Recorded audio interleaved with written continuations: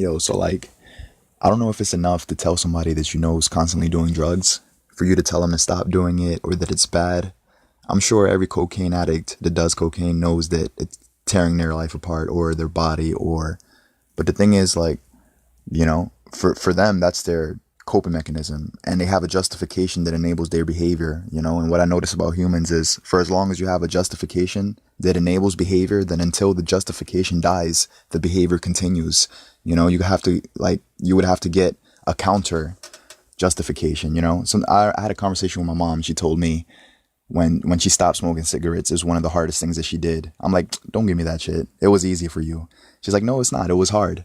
And I was like, what was your reason? And she was like, oh, well, I quit because, I had you, like I didn't want you inhaling all that smoke. So I was pregnant with you when I stopped.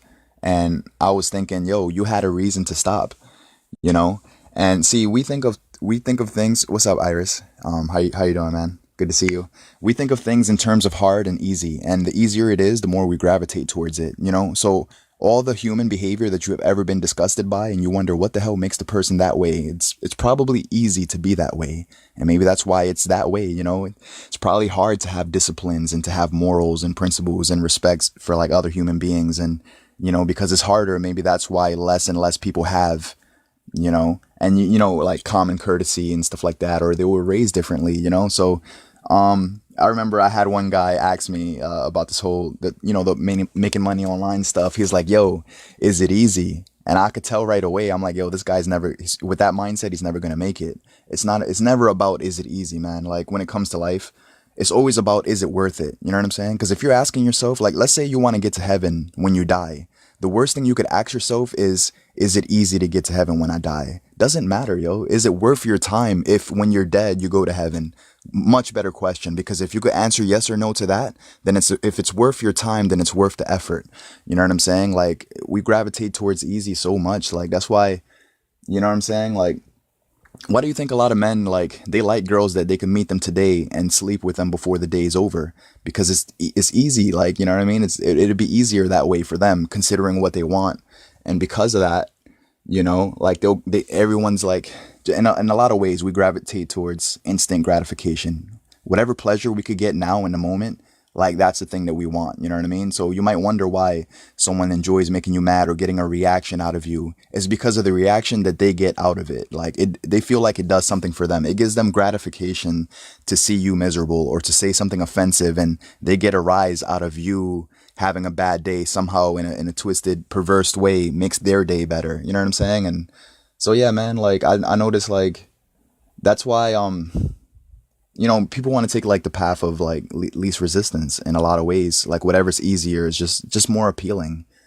So if you wonder why everyone's on drugs, maybe it's just easier to be on drugs, and it's easier to run away from your problems than to deal with the shit that's bothering you, Like I know this one girl, she was in the military, really nice girl, man. She's beautiful and she's smart, and she's just drinking her life away and stuff, and miserable in the military. I think she was in what the hell? What branch was she in? It was like the Navy, I think. She was in the Navy. And she was like, yo, I'm miserable here, man. I want to go home or something. I'm like, yo, take your ass home then. Yeah, you want to leave, right? And then it's like, oh, but if I leave, it's like how you say you want to leave the military and then you have an excuse for not leaving. That means you don't really want it. When you have something you want, and then you have a counter argument as to why you can't have it, then the thing you want, you're not qualified to have, because you're like on both sides of the fence at the same time. It's like, bro, you could only stand on one side of the fence. Either you're over here or you're over there. Like you can't want something and then have a counter argument towards you having it. That means you're standing in your own way of you getting it. And then you're going to blame life as life being the reason why you can't achieve something. But really it's like you standing in your way, not life. Like nothing stands in your way, man. Even when there's obstacles, like, the obstacle is only as big as you perceive it.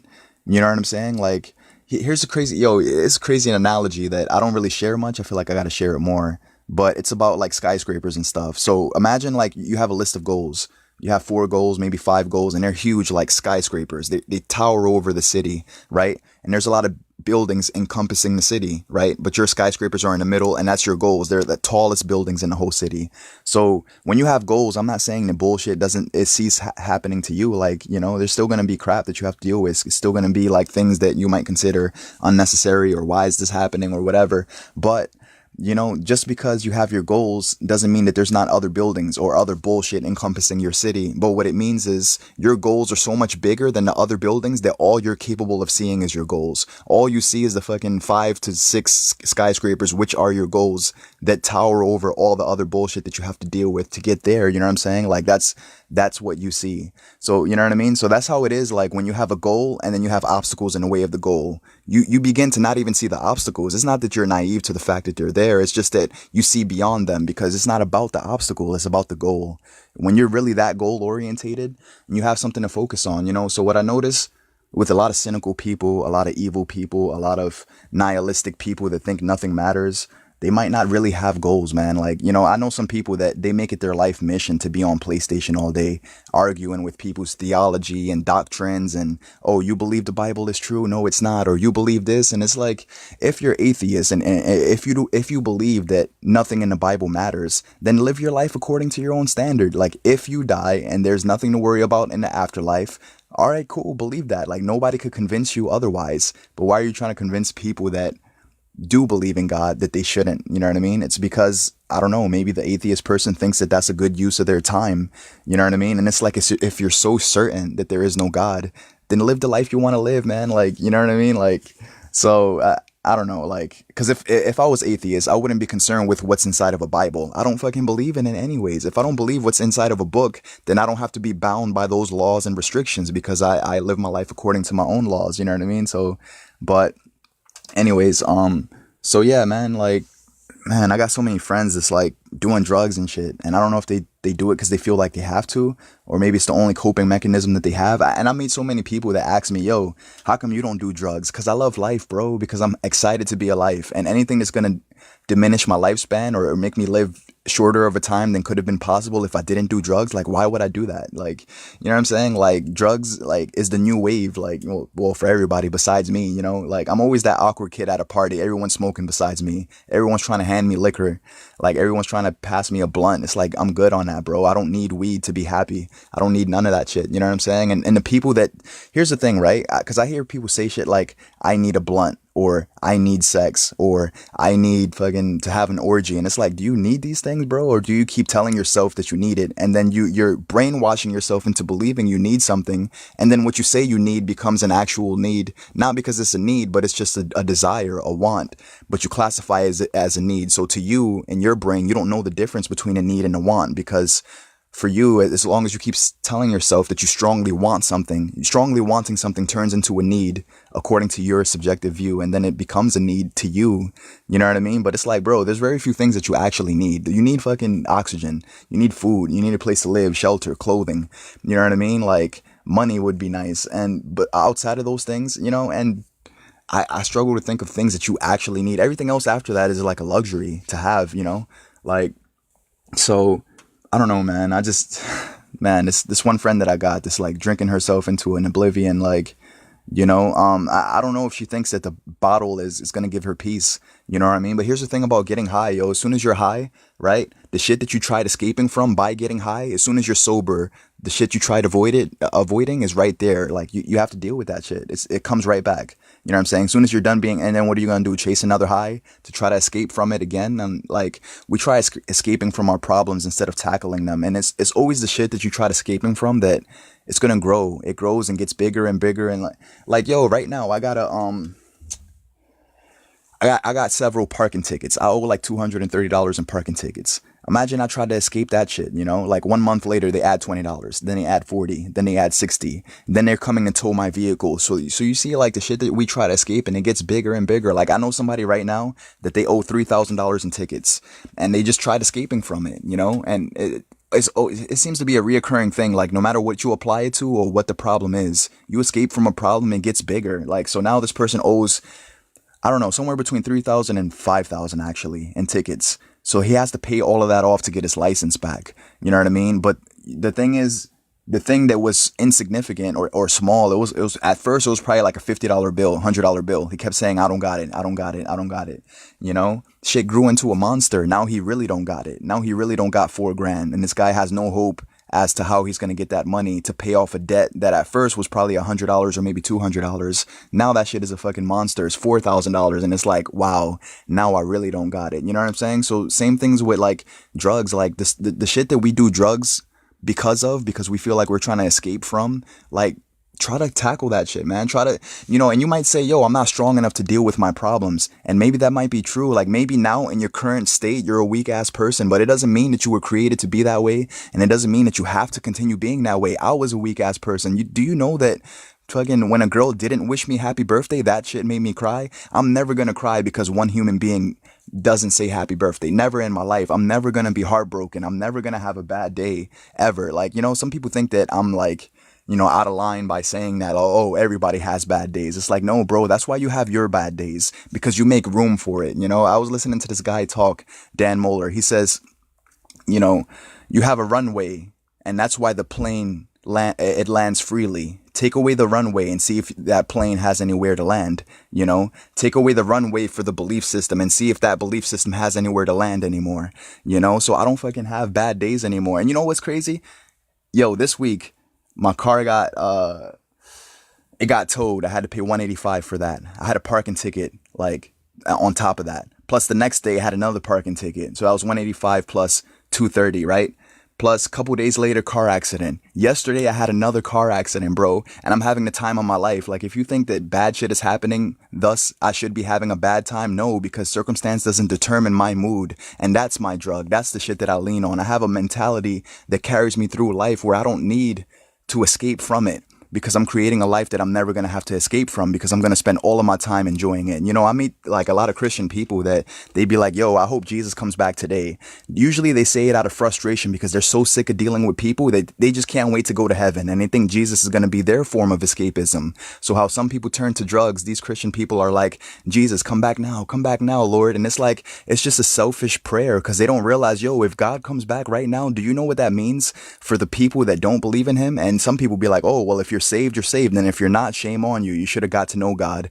And then it only shows that they only go to church so they could go to heaven. They don't give a fuck about people. Like, it's not about loving people. It's just about God. Get me through the day, right? God, let people stop being annoying. God, why do people treat me so bad? How could you let me go through this, God, if you love me? And it's like, yo, if Jesus had that mentality, he'd be questioning God's love every day. He'd be like, God, where are you? Why are these people treating me like this? Why does no one appreciate me? How come no one's there for me? And it's like, you're not here to be appreciated. You're not here to be thanked for all of your good deeds. You're here to look like God in all circumstances. You're here to, and regardless of the fact that bad shit is happening to you, it doesn't affect you. You know what I mean? We complain so much about how life is affecting us, instead of, having a conversation about how strong-minded we're supposed to become, and how that's to be affecting other people, you know what I'm saying, in a positive way.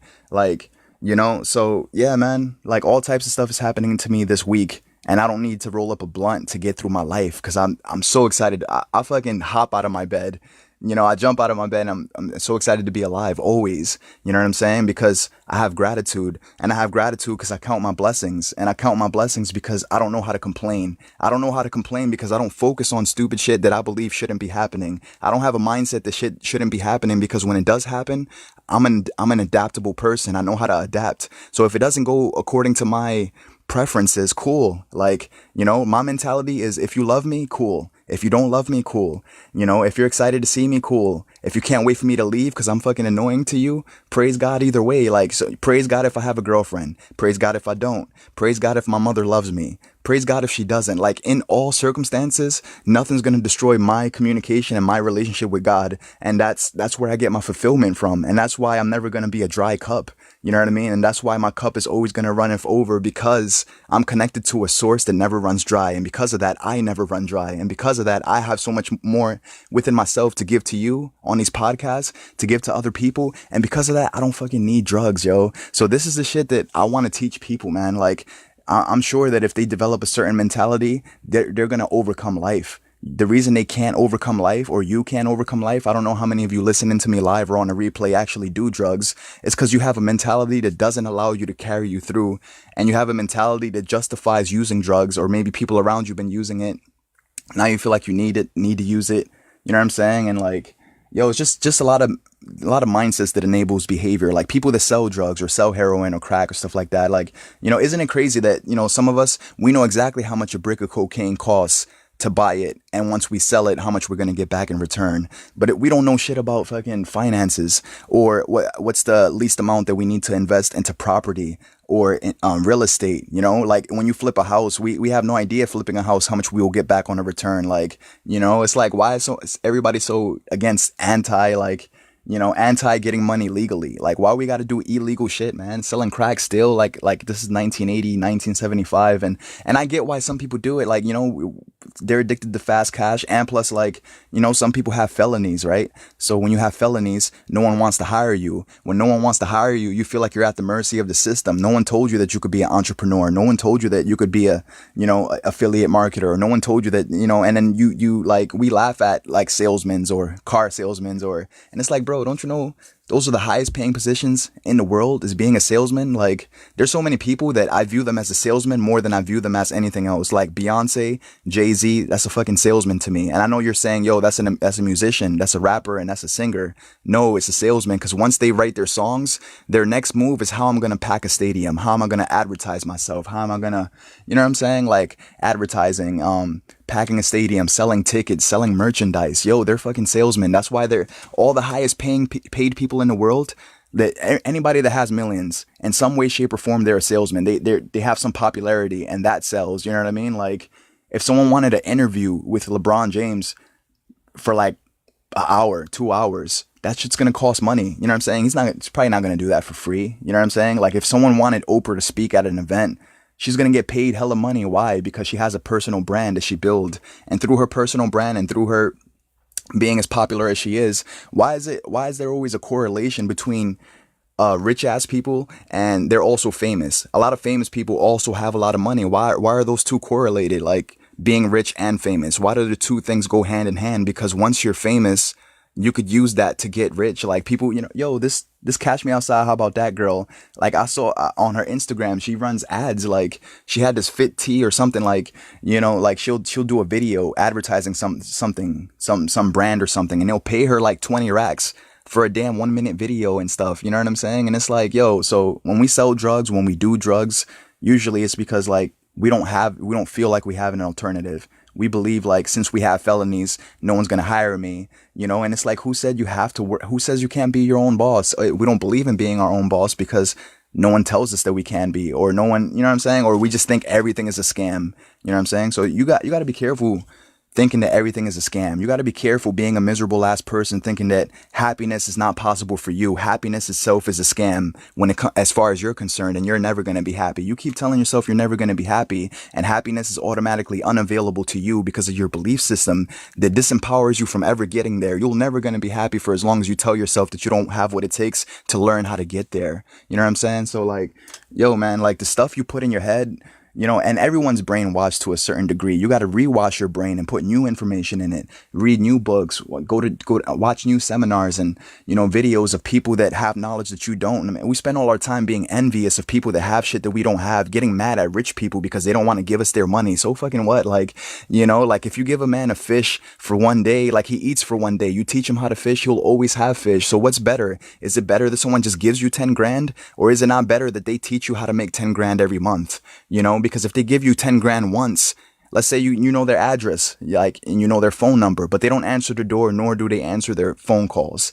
Now you don't know how to get 10 grand more because you didn't ask for the information. You asked for a fucking handout. And that's why the handout that you received is very limited because like, they're not going to answer the door every time you need money. But a lot of people that have money, they'll gladly teach you what they had to do to get it. But no one wants that information. We just want $5,000 in cash right now. You know what I'm saying? And it's like, yo, so anyways, So yeah, man, you don't need drugs, but if you keep putting that in your head, it's going to become your belief system, and then it becomes your subjective reality. And then, according as far as you're concerned, you need it because to yourself, that's what you communicate to yourself, and it becomes real to you. Even though we all live in the same reality, we don't share the same mental reality. Everyone's within their own reality, within their own head, and the rules that you make up within your own head becomes your own subjective reality, you know? And it's crazy how your reality, according to your own rules, might not even be based on anything that has anything to do with reality. It's only your subjective reality. You know what I'm saying? So it's like there's women telling themselves that they need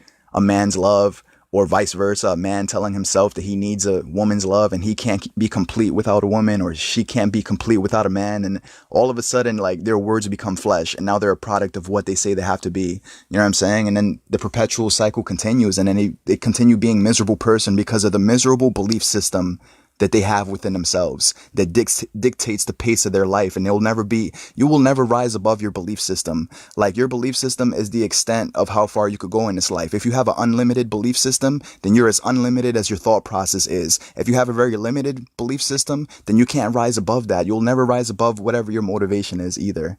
You know what I'm saying? So, you know, if someone's motivation is to scam as many people as possible and to, you know what I'm saying, like, deceive as many people as possible, because like, the thing about scammers and people that take people's money, you have to constantly be moving. You have to always move to another city and to another place and find a new victim to take money from. You know what I mean? So there is no longevity behind that. But you know, you might ask yourself, why do people scam? Why do people deceive? Why do people lie? Because they have a thought process that enables all of that behavior. It's the same reason people do drugs, because they have a thought process and a mindset that enables those type of actions. You know what I mean? That makes those type of actions permissible. So whatever we justify, we continue to engage in forever, indefinitely, until we die, or until the mindset dies. You know what I mean? And that's why, like, when I talk about the gospel, like, there's so much that I learned, man. Like, I didn't know the purpose of, give me a second. I didn't know the purpose of doing, oh, what's up, Tammy? I didn't even know you was here. What's up, Elettra?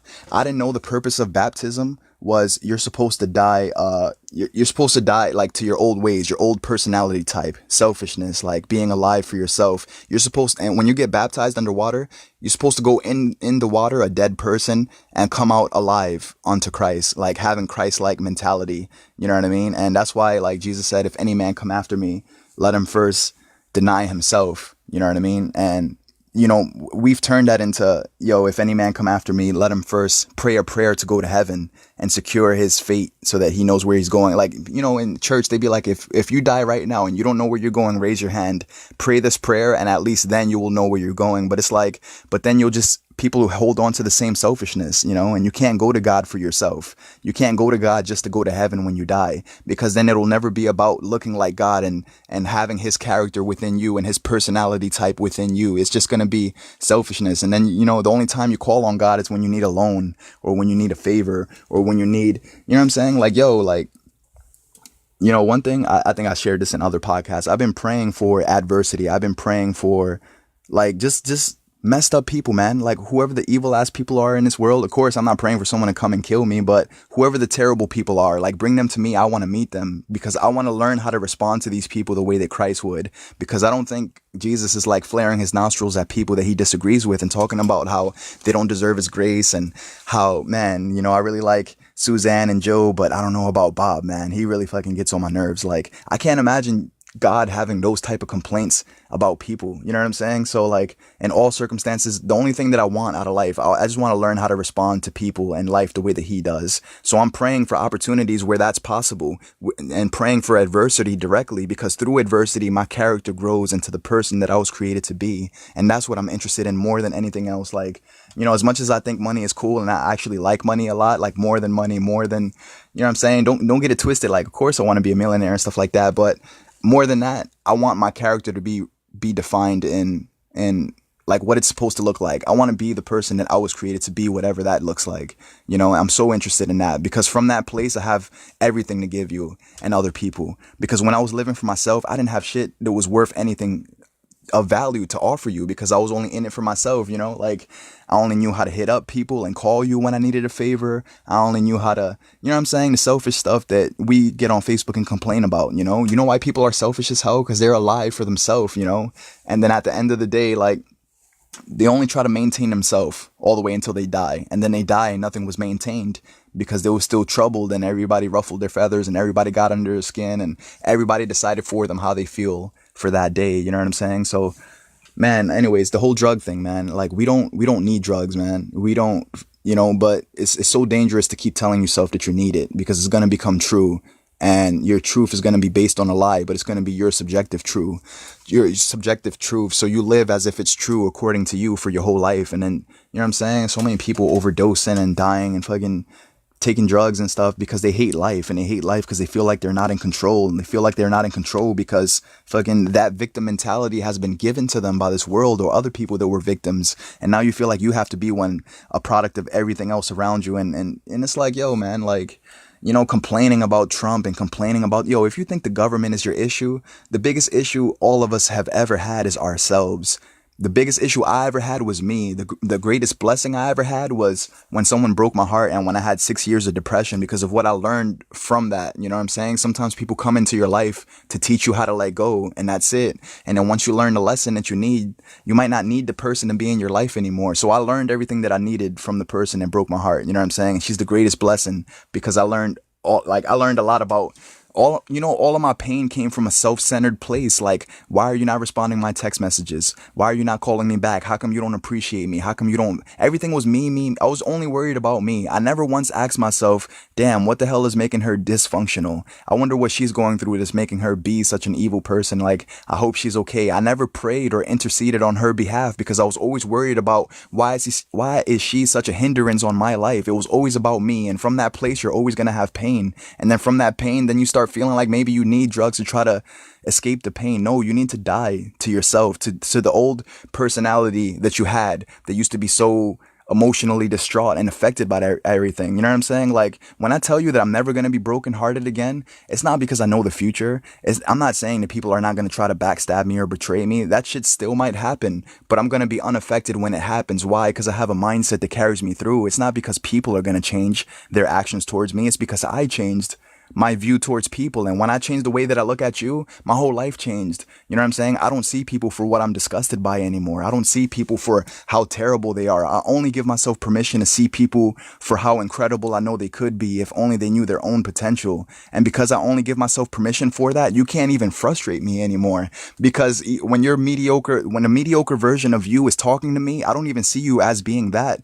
You know what I'm saying? Like, I'm not naive to the fact that that's what you're being at the moment, but I know your potential goes way above that. And I only give myself permission to see you for what you could be if you cared about embracing your full potential. And because of that, you're never going to get on my nerves, because I've gotten new nerves that you can't get on. I've gotten new skin that you can't get under. You know what I'm saying? And this mindset, I learned it from listening to this one guy, man. It'd mean a lot to me if you check out his videos. His name is Dan Mohler, DanMohler.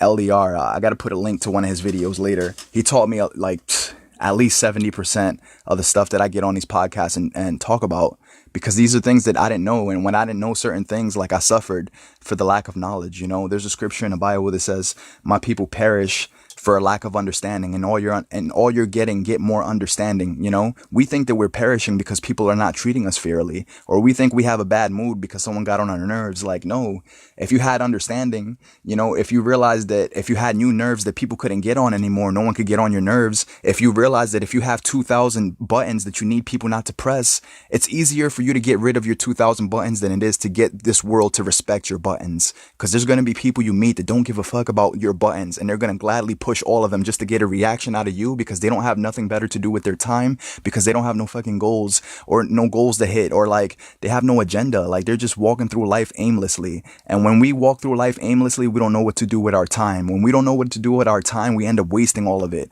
because what else are we going to do with our time besides fucking waste it and watch 6 hours of Netflix per day? And like, there's nothing wrong with escapism. Like, sometimes I talk about these things, and I don't know if you guys think that I have a problem with escapism, or I definitely don't. I don't have a problem with people that, but the thing is, if you're playing video games 12 hours a day, if you're watching Netflix 15 hours a day, if you're watching TV all the time, And then on top of that, complaining about how you don't have the life that you want. And it's like, what amount of time do you spend trying to create the life that you want? You spend all your time complaining about not having what you want, but yet you do nothing to get what you want.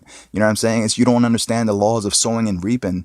You know, like no man would ever uh step into a field one day, sow nothing into the ground, come back the next day like, where's my harvest? Motherfucker, you didn't sow anything. Like, you didn't sow anything into the ground. You didn't plant a seed, you didn't water it, you didn't, and you expect to reap a harvest. You didn't sow anything. You know what I'm saying? Like, the laws of sowing and reaping, if you want something, you have to go get it. You know, I have a friend that wants to be a rapper so bad, but he feels like his dad should just give him $5,000. And it's like, bruh, but you make like $20 an hour. Like, if you wait 4 months, you could have 5 grand of your own money. You know what I'm saying? And it's like, do you believe in your dream, bro? Or do you believe in someone else investing in your shit? Like, it's your dream. Why should someone else invest into it? Here's why. Because when you have a sense of entitlement, and when you say, oh, it's my dad, he should be excited to help me, or he should do this, or he should, entitlement, man. Like, entitlement. That's why we're always starting out our sentences with, it should be happening this way. You have a fucking sense of entitlement, or it shouldn't be happening that way. How about when it doesn't happen according to your subjective point of view, you just learn how to be an adaptable person. And when you're adaptable, you don't even know how to complain anymore. And you don't know how to complain anymore because you feel in control. Even when things, and it doesn't mean life is not chaotic every once in a while. It doesn't mean that the storm stops coming to you just because you don't control the storm not coming to you. You control your reaction to the storm. And when I realize our reaction is what we control, that's the only control we're ever going to need. It's not about, you know, sometimes people are mean and rude as fuck to you, and you think that, man, I wish people would stop being mean to me. You don't have control over people, whether they're going to be mean to you or not, but you do have control over not being emotionally affected by it, because you have empathy towards them, and you realize if they're putting you down, anybody who's trying to put you down, they're already below you. You think people that put you down are above you? No, like, they're definitely below you, and they probably have no goals to hit either, and they're probably laced up on drugs, and they probably, like, you know what I'm saying? Yeah, like, they're probably suicidal. Like, anybody who's trying to put you down, you know what I'm saying? It's like, the way people make you feel or try to make you feel, it's only an indication of what they internally feel. And that shit is trying to spill over onto you. Like, people are trying to dictate the pace of how you feel. Like, you know what I'm saying? Like, you ever notice when someone gets offended, the first intention they have is to try to offend you. Why? Like, you know, whatever spirit they have inside of them is trying to manifest itself inside of you. It's trying to reproduce itself inside of you. And let's say they're offended. They say something very offensive to you. Now you're offended. Now, let's say you're a teacher. You take that out on your students. That shit spreads, man. Now the students who took you personally, they take that out on other students in a different class. Now that student in another class comes home, treats his own mother like shit because he had a bad day. Now that mother goes to work and treats her employees like shit because she can't stand the way that her son is treating her. Yo, that shit spreads, man. You know how you stop the cycle? By not getting offended. You know how you stop getting offended? By not loving your own life unto death. These are scriptures in the Bible. Like, you know, if you love your own life, which means your set of rules, your set of regulations that you think other people should uphold, right? If you love that more than anything else, then the moment someone violates your set of rules, you're now a violated person. You know what I'm saying? Like, so I'm here to teach you how to not be violated anymore. Just get rid of, like, just understand that your set of rules, your morals, your principles, you uphold them. But don't expect anybody in this world to give a damn about the rules, regulations, or your religion, or to you know what I'm saying? And just try to love people regardless of how twisted they are. Don't even look at how twisted they are.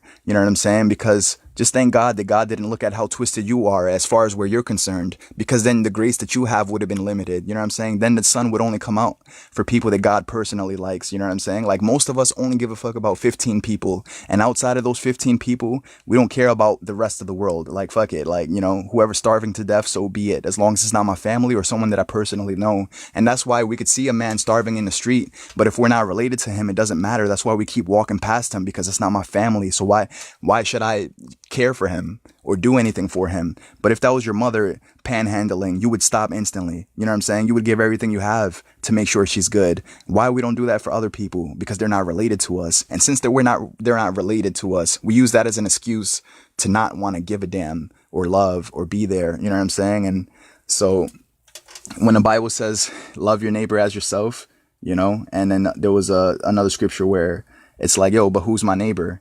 And he gave a story of like it was like a church, like, you know, a church leader, like they was on the way to a meeting, and they didn't stop to help a man, but there was this random other like pedestrian that stopped and gave everything he had to really help the person. So it's crazy how it was like a religious figure that didn't stop. But he used that example to say your neighbor is anybody within proximity that's breathing. You know what I'm saying? Like everybody in the world is your neighbor. Like, you know, when you start viewing everybody like as your brother, as your sister, you know what I'm saying? Like whether they're related to you or not, and you just view them that way, you're going to start to treat them that way. Other people are outside of you, and the 15 people you give a damn is going to start to matter to you. And you might be like, why should I fucking want other people to matter to me? What's the benefit in that? The benefit is you won't be so easily annoyed by people that you're not related to or people that act a certain way. And because you won't give yourself permission to see people for how messed up they are, you'll only see the potential in people. And when you live from that place, every day is a fucking joyous day. Even like me, regardless of the fact that recently I got to pay 185 towing violation, 230 in fucking tickets, parking tickets. I got in 2 accidents this week, and I can't explain the joy that I have in my heart, regardless of all that, regardless that I just started working and now I'm in debt to so many people. And, but there was blessings, man. These people that I hit, like, none of them called insurance.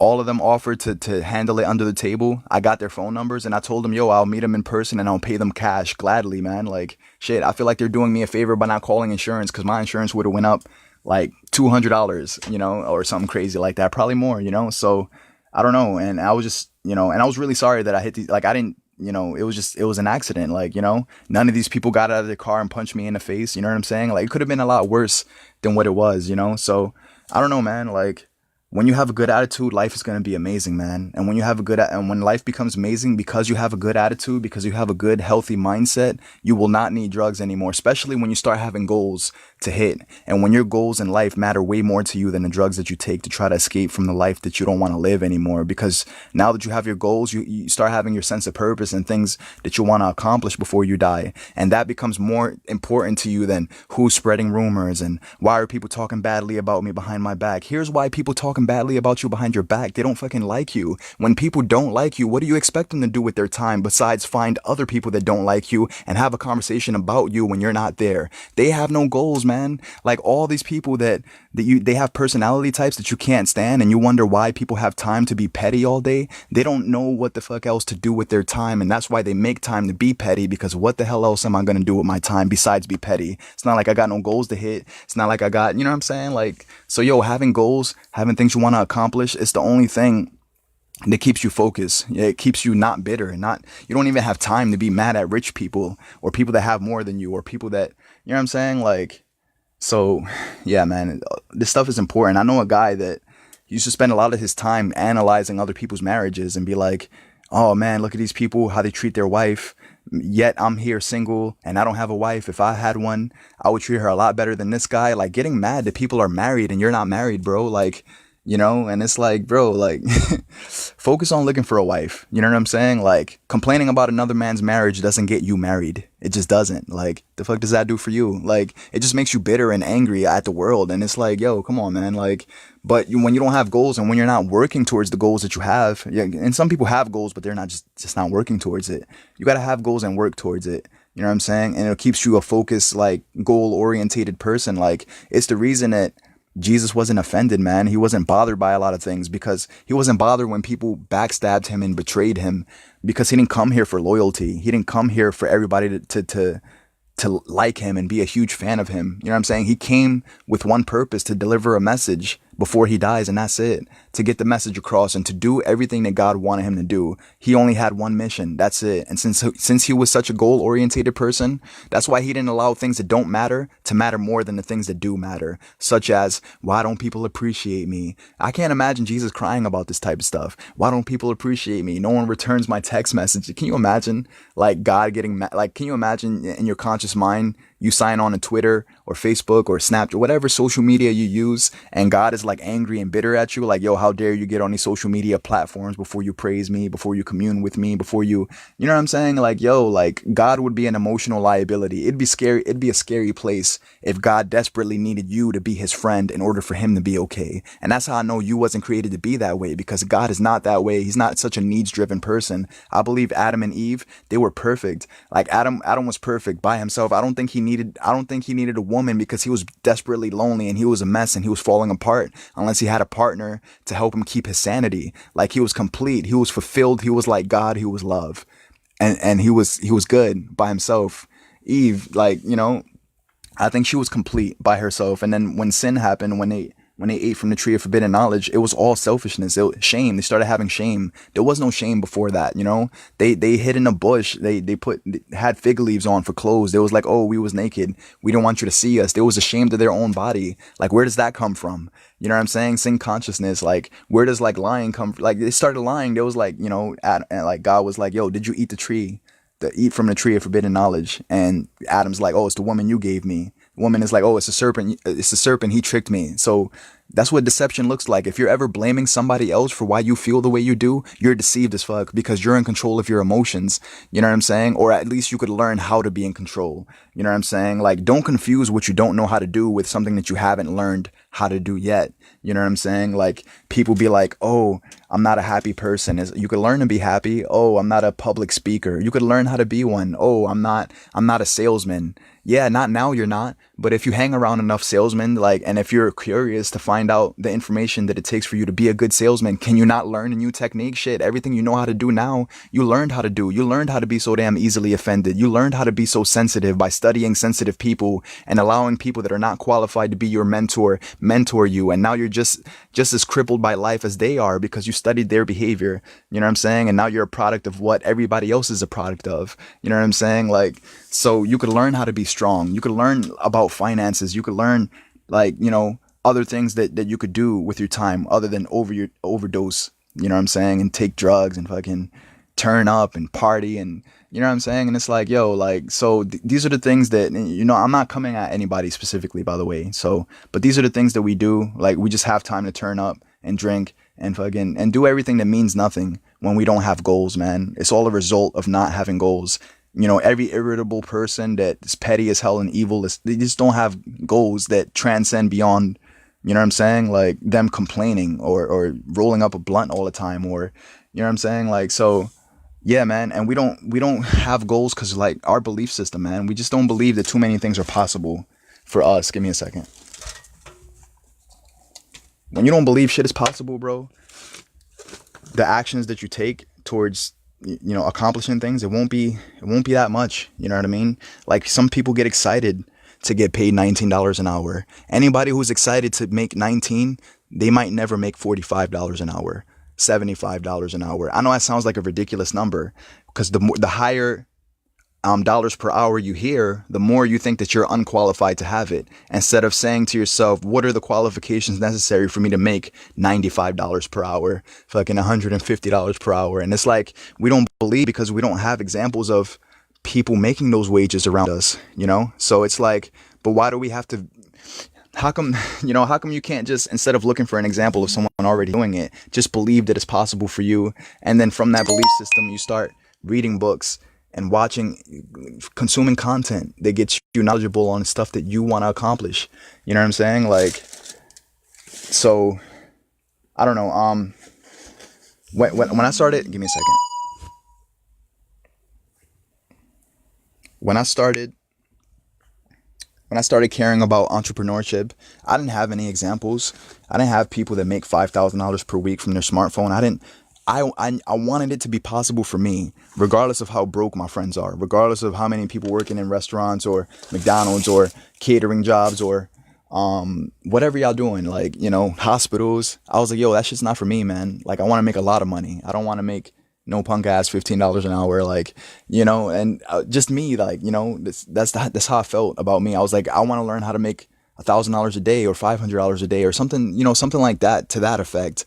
And, and I didn't have any examples. One time my brother got mad at me because I told him, I said, I'd much rather listen to people on YouTube about finances than you, my stepdad, mom. Like, none of y'all make the money that I want to make. When I look at y'all bank account balances, I'm not impressed. Like, yeah, you might have more money than me now because I'm collecting a damn government check or whatever. But if you don't make the money that I want to make, then you're not qualified to mentor me about finances. You know what I'm saying? The only people that I thought were qualified were the people that make $4,000 a week, $5,000 a week online from their smartphone. I'm like, what the fuck? Well, what are these people doing? Like, I want to learn from those people specifically because they have results that I want. You know what I'm saying? Like, don't let an unqualified person teach you how to be qualified. Like, they don't have it themselves. Like, what do they know about you getting to what you want to have? You know what I'm saying? Like, So, anyways, yeah, man. So if you're doing drugs, if you feel like you have to, you know, it's one thing for me to tell you that you don't, but it won't mean anything until you believe it yourself. You know what I'm saying? Until you start believing that you don't really need it as much as you tell yourself that you do. You know, and the only reason it became a need is because you turned a huge desire into, and you categorized it into a need. And now to you, to your own brain, you can't tell the difference between a need and a want, you know, between a need and a luxury. You know what I'm saying? Like, so, and that's like, you know, people be like, yo, I need a car. I get what you mean, but it's like a car is a luxury, man. Like you could take the bus, you know what I'm saying? Like, do you need a car? Like, you know, but people like, nah, I need a car. Like, and it's like, bro, you need oxygen, food, water, shelter, and a place to shower and a bed. You know what I'm saying? Like, it's not many, and you need, and hopefully, I would say that people do need to know what the hell they were created for. Like, why are we alive, man? We're not here to work and then die. Like, you know what I'm saying? So find your purpose, man. Find your meaning. Do something, like, you know what I'm saying? Like, try to figure out why the hell you're here. Because if not, you'll live a life that's not according to how it was designed for. You'll live a life that's in a way that it's not supposed to be, you know? Like, if you put metal in a microwave, you'll destroy the microwave. Like, read the manufacturer's handbook on a microwave. You're not supposed to put metal in the microwave. You know, read the manufacturer's handbook about your life. If you live for yourself only, you'll destroy your life, and you'll blame it on everybody else as to why you can't have your own sanity, because everyone's taking it away, or everyone's the reason that you're not at peace and you don't have no emotional stability. I'm about to make a very strong statement, but there's a lot of times in life that when the kids that we raise, like, let's say they're like 17, 18 years old, and let's say the kid lives a questionable lifestyle that gives the mom a lot of anxiety. Let's say that this mom dies at like 49 years old. Now this kid that was 17, let's say maybe he's like, I don't know, he's 22 now or 23 or something, right? And everybody's blaming the mom's death on the kid for living such a questionable life. They gave his mom such anxiety. But it's like, why did the mom not learn how to manage her own emotions? You know what I'm saying? Like, so someone's going to get pissed off by me saying that. But how come she didn't learn how to manage her own emotions? How come she didn't learn how to have faith and believe that, you know, and pray, man? Like, you know, like when your kid is going through shit, he doesn't need you to fall apart. You falling apart doesn't help you, nor does it help your kid. You having anxiety doesn't help your kid. You know what I'm saying? You being a strong woman of God, and someone that he could turn to, because like, you know all the right words to say to him, because you're connected to a source that never runs dry. And from that source, you never run dry. You know what I'm saying? Like, because if you don't get connected to God, then everything that you give to people is always out of scarcity, and it's never out of an abundant nature. You know what I'm saying? Like, I've become an abundant person because I flow through someone that is abundant. So I'm never going to run dry. I'm always going to have surplus amount of wisdom or advice or guidance or whatever to give to people. You know what I'm saying? Because like, I'm always seeking wisdom, you know, and because of that place, I'm always going to be okay. Like, you know, the thing is, life happens and we think, oh, now's the cue. Now's our cue to have anxiety. Now's our cue to have a panic attack. And then we justify having panic attacks, ensuring that we're always going to have one because we have a justification that enables the panic attack to happen. Because we make sense out of being scared as shit from life and letting life cripple us. And from that place, you're always going to have a crippled life because you justify having that. And whatever you justify having, you're always going to have. You know what I'm saying? Like, there's no room for fear in my life. There's no room for me to have a bad day. There's no room for me to be offended. You know how many people told me, fuck you, go kill yourself. Your mom's stupid. Your mom should kill herself. Hopefully your grandmother is dead.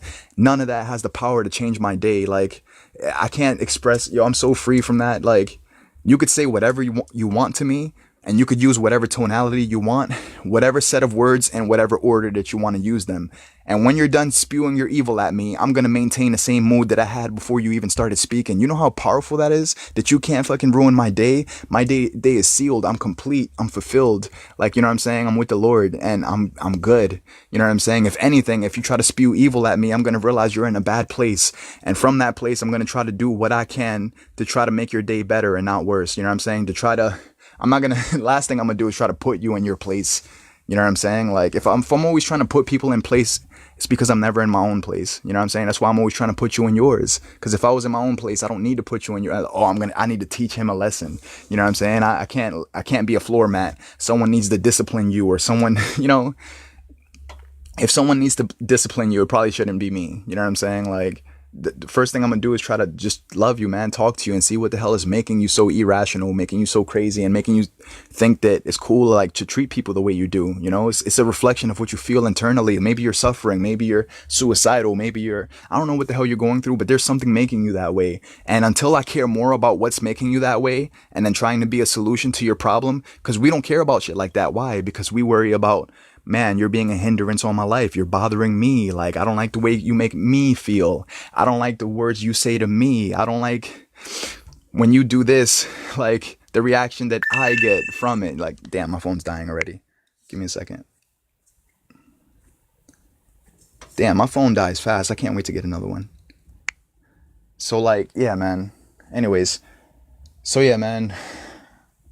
It's not enough for you to tell someone to not do drugs. You got to really get them motivated about having a goal, and having a goal that means way more to them than drugs. Like Jordan Peterson, he had two options when he was growing up.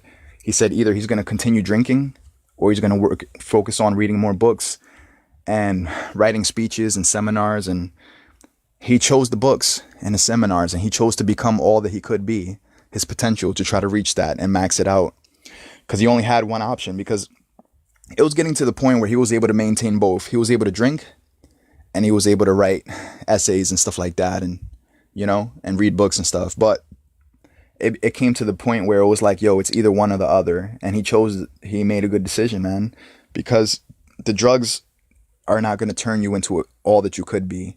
It only takes away from that. You know what I'm saying? Like, it only takes away from what your full potential is. You know, it only diminishes you and makes you die a lot quicker. And you might be nihilistic. You might be like, fuck it, we're all gonna die anyway. So what does it matter if I die at 50 or if I die at 31? Like, if that's your mentality, you probably gave up on life a long time ago, because life told you that you can't accomplish your dreams, or other people told you that. And now the outside voices you hear from outside, it becomes your interior voice. And now you think that, you think that you're the reason, you think that that's your voice. That's your own conscious mind. No one grows up thinking that they're shit. No one grows up thinking that they're incapable. That voice is always given to you by other people that probably don't believe in themselves. Because when people don't believe in themselves, they have nothing to offer you in terms of you believing in yourself. They have nothing edifying, encouraging to say to you. They're not encouraged. You got to stop thinking that people should support you. They barely support their damn self. You know what I'm saying? You got to stop thinking that everyone should support your dream. Like, anybody who doesn't, it's just an indication that and talk to them about their own life. I bet you somewhere along the line, they stopped believing in themselves a long time ago. That's why they have nothing to believe in when it comes, as far as you're concerned. They don't believe in them. And if they gave up on themselves a long time ago, they damn sure are going to give up on you and whatever you have going on for your future. So don't take it personal. It's an indication that they're in a bad place and they need help. They don't need you to be offended by them not sharing the same belief system as you in regards to your dreams. You know what I'm saying? So anyways, so I'm about to be out. I said a lot, and I hope I edified somebody. You know what I'm saying? And yeah, man, see you on the next podcast. Take care.